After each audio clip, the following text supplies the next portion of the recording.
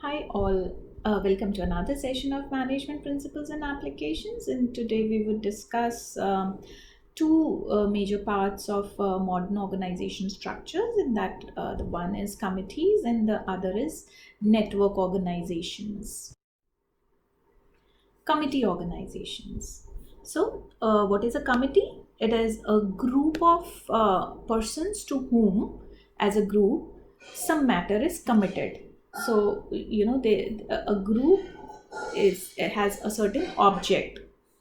So, committees are made in all types of organizations, whether business or non-business, like government, schools, colleges, banks, financial institutions, etc. Committees can be made at any level of organization and its members can come from any functional area. A person can also be a member of more than one committee at the same point of time.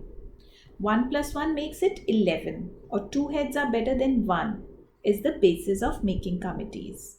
Since top managers cannot deal with every problem, committees are formed which consist of people from different departments who collectively arrive at solutions to the problems which have been brought to it. So, committee is a group of people to whom some matter is committed. It discusses only those matters which have been brought to it for deliberation within strictly defined areas of jurisdiction. It cannot take decisions on matters which have not been forwarded to it. So, what are the various the various committees in the organizations? Something like an audit committee, something like an internal control committee, a proctorial committee, a strategic alliance with a steering committee, or a research and data use in a steering committee. So all these committees can be examples of committee organizations. The committee, it can make final decision on the matter delegated to it. So that is one feature of committees. Another one, it cannot make or recommend a decision but only deliberate on the matter and submit the information for decision making to the managers. So hence it is not an ultimate authority but it only deliberates and recommends. Types of committees. What are the various types of committees? The first one is line and staff committee. What is this? The basis of forming line and staff committee is authority. A committee which has authority to make decisions to be implemented by the subordinates is a line committee, and a committee which does not make decisions but only assists superiors and advises and counsels them is a staff committee.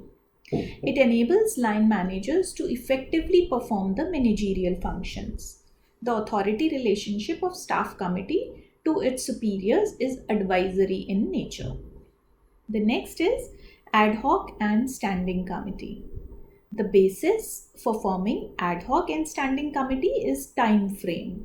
Committee is formed for a specific purpose that gets dissolved after the purpose is achieved are known as ad hoc or temporary committees. What are the examples? If a company wants to launch a new product and a committee forms to conduct the market survey, which shall function till the survey is complete, would be a temporary or an ad hoc committee. Once the survey is done and the product is launched, the committee stands dissolved. A committee that lasts for longer duration of time is a standing or permanent committee. So these committees provide advisory functions to the chief executives. Formal and informal committees. The basis for forming formal and informal committees is their position on the organization chart. Committees formed according to formal procedures of the organization are known as formal committees. They are assigned duties, power, authority to discharge those duties.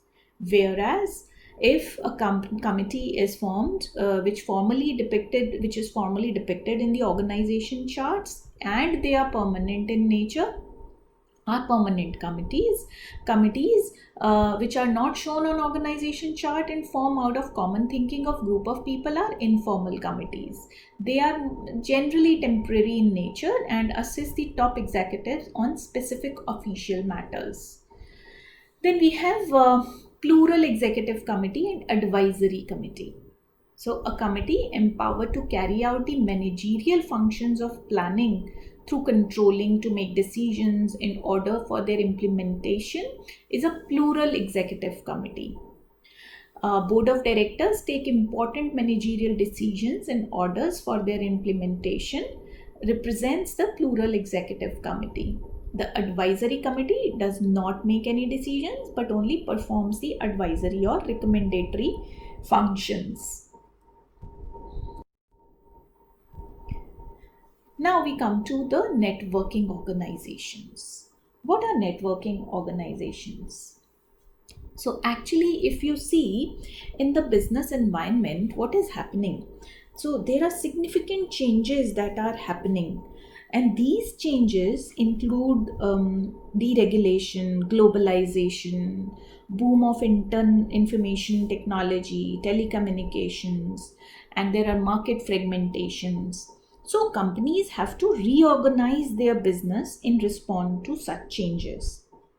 And in order to keep this pace with such changes, companies are either downsizing or they are delayering. So they are reducing the number of organizational levels to get closer to the customer.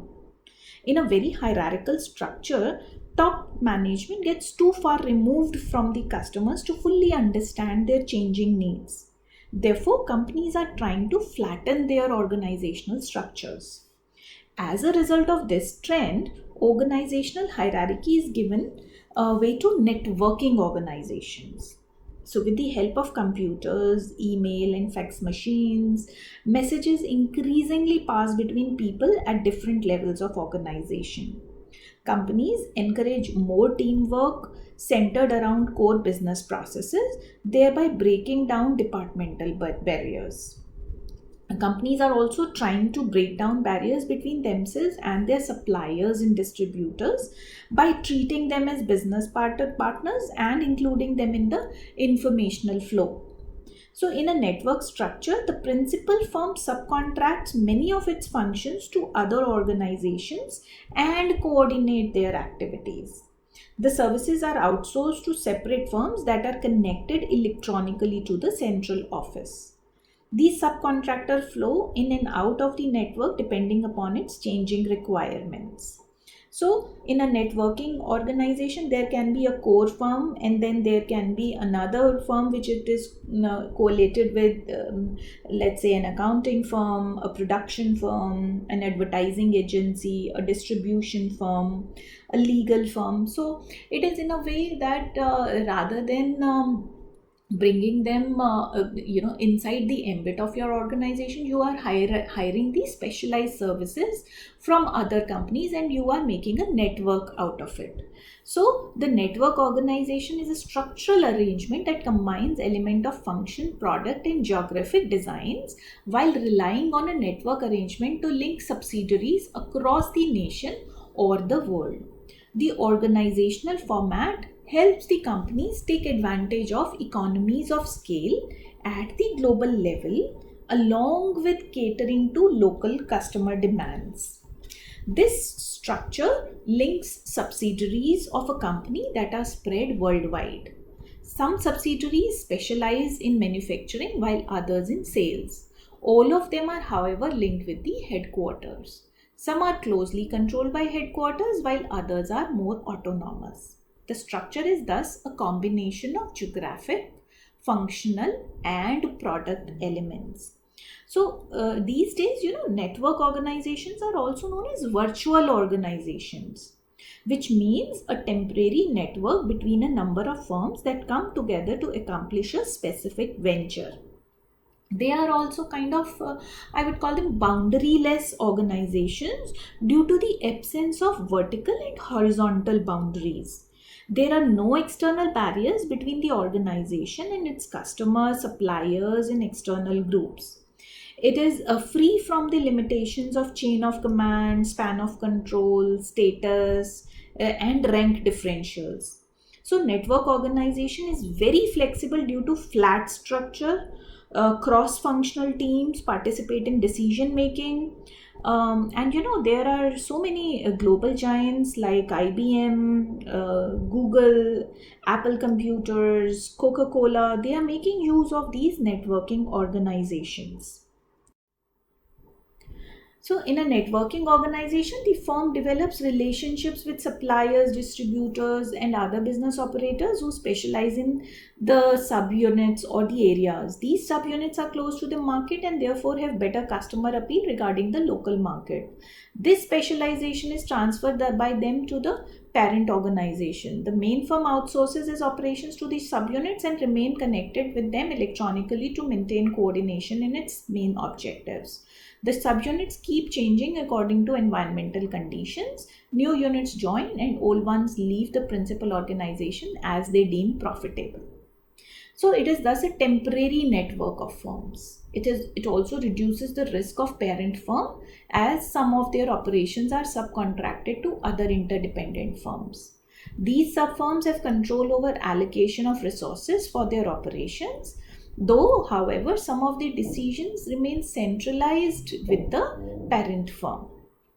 As electronic network reduces the cost of coordination, organizations use them more often to coordinate processes and thus become more virtual. Like I told you, these are the virtual organizations.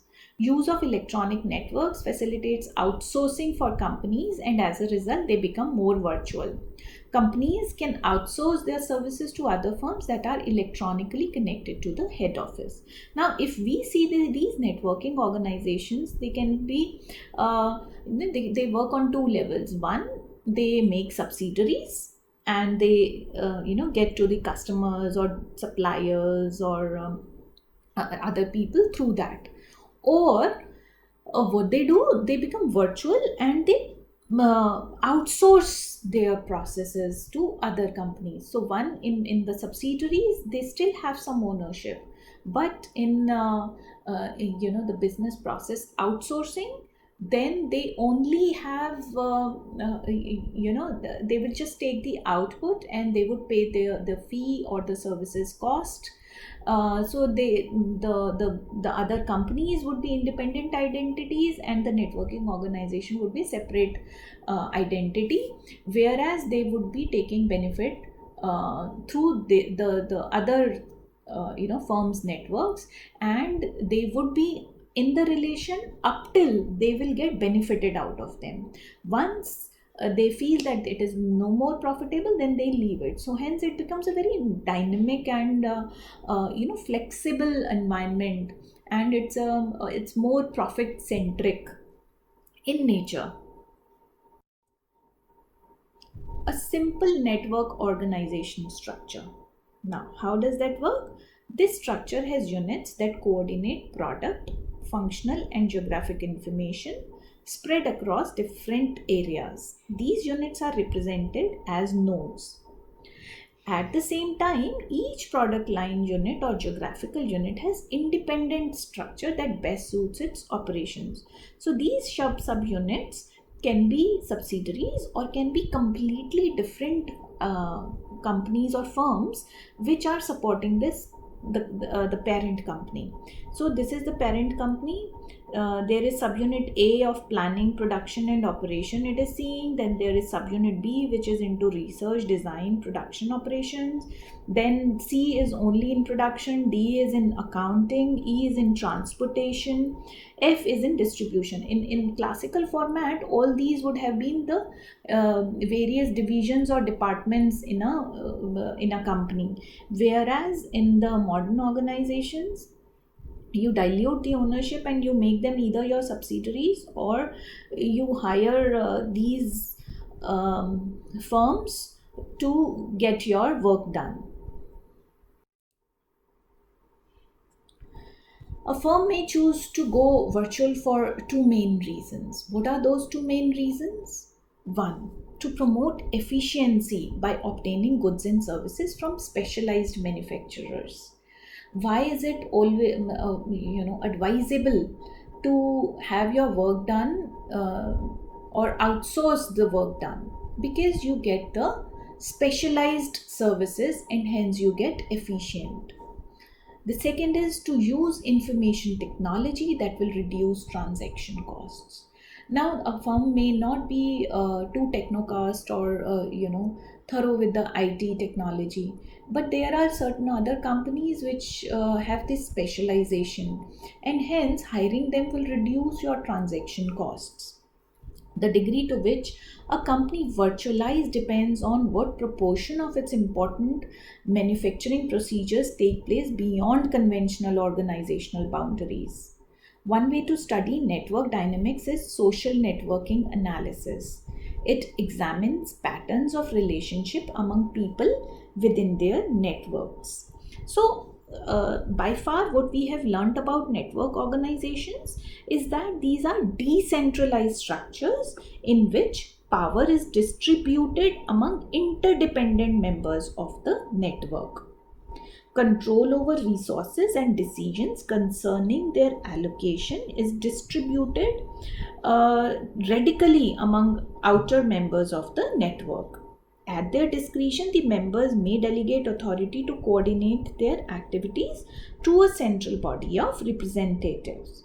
A network organization differs from a hierarchy in that higher levels are dependent on the lower levels rather than lower levels depending on the higher levels. In a hierarchy, decentralization occurs at the discretion of upper management. In network organizations, the centralization occurs at the discretion of lower level managers. So, the Philip Kotler gives a very good example of network organizations, Calix and Corolla, a very successful business that sells fresh flowers by catalog. This company has created a network organization with the help of information technology. So, Calix and Corolla, they select an order from an impressive way of flower arrangements in the catalog and phone their order. The order is then transmitted to one of 25 or more grown in Calix and Corolla network who cuts and packages that arrangement using materials and guidelines provided by Calix and Corolla. Then, the Federal Express picks up the order and delivers the fresh flowers to the designated office or a house. The FedEx information system also links the network members. Calix and Corolla's management credits the use of this information technology as a key factor fueling its double-digit growth. So, the flowers and petals, and nowadays there are so many other companies which are relying upon such things, and they have collaborated with other channel selling and distribution partners for their products. And in COVID situation, we are seeing there are so many companies entering into such arrangements. So all the local restaurants have a networking or an arrangement with Swiggy, for example. So the local restaurant prepares the food, gets the order, prepares the food. Swiggy guys come, they pick up the order and they deliver it to the doorstep of the customer. So this is also an excellent example of the networking organizations. Components of network structures. Dispersed subunits. Subunits are located across the world. They provide the parent organization the benefits of low factor costs or information on consumers' tastes or technological developments. Then they have specialized operations. They do what they are, they excel in.